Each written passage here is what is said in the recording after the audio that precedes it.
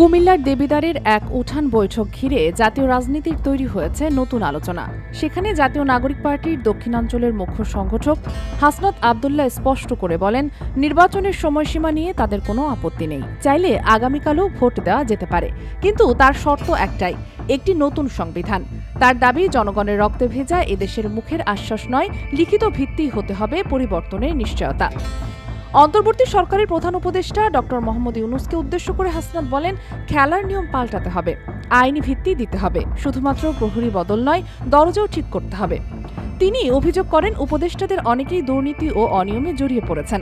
বিদেশে মানুষ পাঠানোর লাইসেন্স বেচাকেনার মতো কাজ চলছে, এতে জনগণের সঙ্গে প্রতারণা করা হচ্ছে বলেও মন্তব্য করেন তিনি।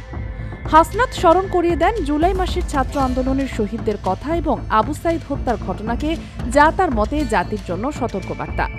তিনি হুঁশিয়ারি দিয়ে বলেন, যদি নির্বাচন শুধু টাকার খেলায় পরিণত হয়, তবে সাধারণ মানুষই আবারও ক্ষতিগ্রস্ত হবে।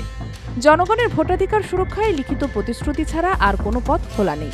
প্রশ্ন এখন একটাই, জনগণের দীর্ঘ প্রতীক্ষিত সেই নতুন সংবিধান কি আদৌ আসবে, নাকি পুরনো নিয়মেই খেলাতেই আটকে যাবে বাংলাদেশ?